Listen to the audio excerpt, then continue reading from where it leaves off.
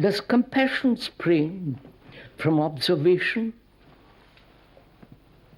or thought?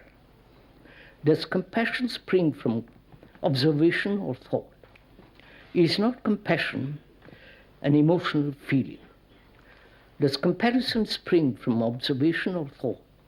Is not compassion an emotional feeling?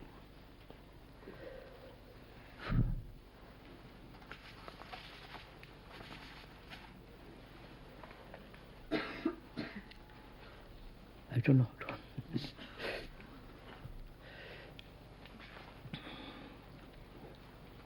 What is compassion?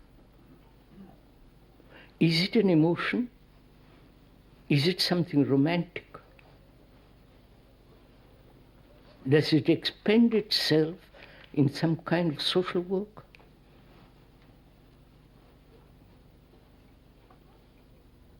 So one has to go into this to find out what is compassion.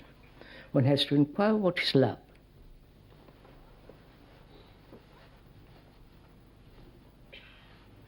Then that means, is love desire? Is love pleasure? Please, sir, please question yourself. And can there be love where there is ambition?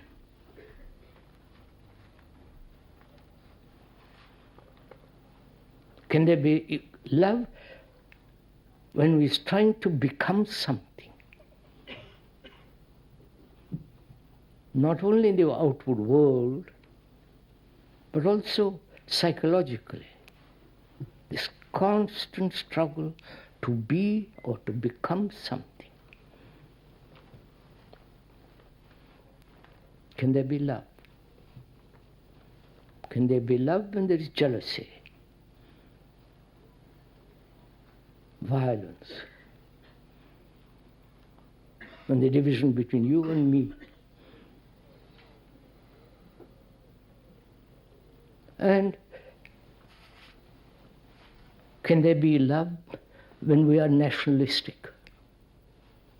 Please, sir, think about it. You hear on the television every evening, British, British, British, British.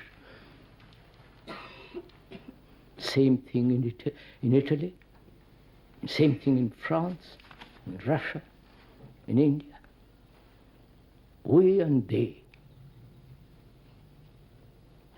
When there is such nationalistic, religious division of beliefs, images, can there be love?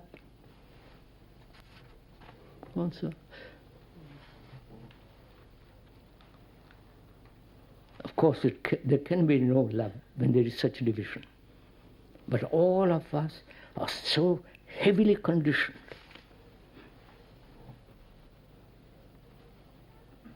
And that we accept that condition as normal.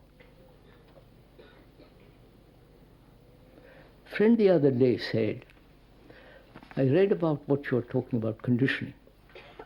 Wouldn't it be very dangerous if I unconditioned myself and drove on the right side in England?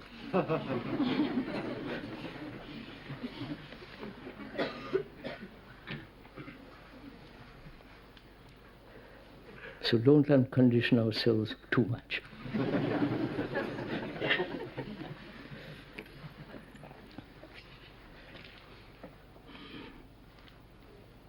And what relationship is love to sorrow?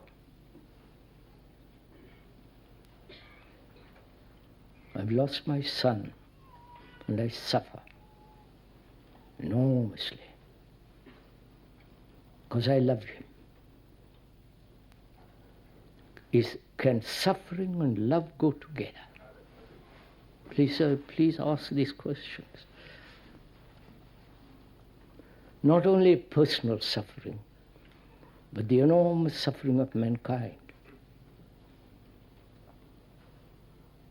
The suffering that wars have brought about and are still bringing about.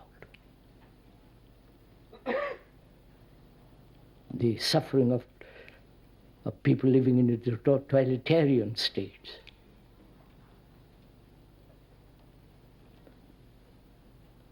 So,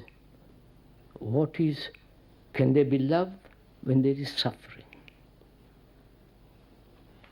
Please go. Or only with the ending of suffering there is this passionate compassion.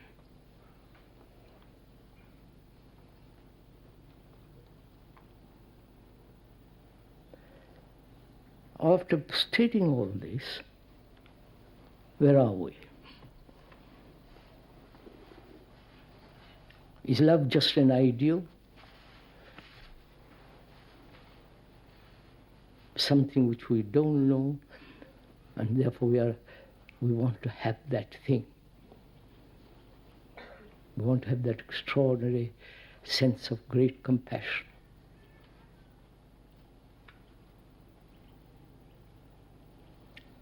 But we won't pay the price for it. We would like to have the marvelous joy, but we are unwilling to either make a gesture, do something that will bring it about. If you want peace, one must live peacefully, not divided into nations and wars and all the hideousness that's going on. So what price do we pay for this? Not coins, not with coins and paper, but inwardly, how deeply is this reality to come? How deeply, profoundly do we say nationalism, all division must end in myself as a human being? Because we human beings, you and I, are like the rest of the world. Psychologically, you may have a different color, short, tall, darker, black, white, and so on. But inwardly, psychologically, we are like the rest of mankind. We all suffer, we all go through agonies, we all go through great fears, uncertainties, confusion. We all are caught in this absurd religious nonsense. We are that. And can we see the totality of this? Not as an idea, not as something longed for, but as a fact. As a burning, actual, daily fact. Then out of that perception, the responsibility of compassion comes. Compassion goes with great intelligence.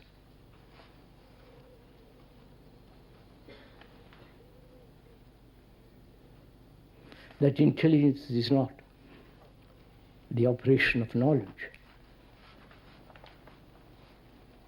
Knowledge can solve many problems, intellectual, technical, and so on. But intelligence is something entirely different. Please don't accept what I'm saying. Just look at it.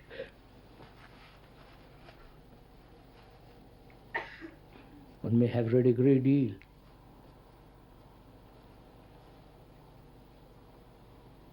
And be capable of great arguments. The mind can solve problems. The problem-solving mind is not an intelligent mind. Intelligence comes with compassion, with love.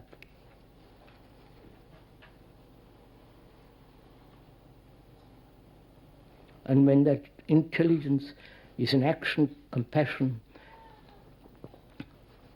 is global, not a particular action. I hope that can go on to the next question.